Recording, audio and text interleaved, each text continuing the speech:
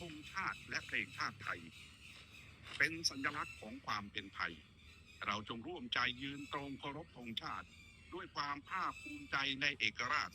และความเสียสละของบรรพบุรุษไทย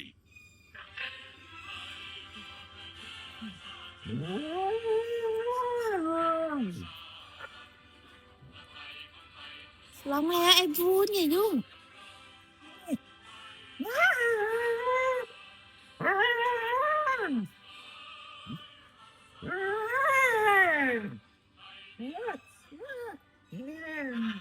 ฟูร้องให้จบ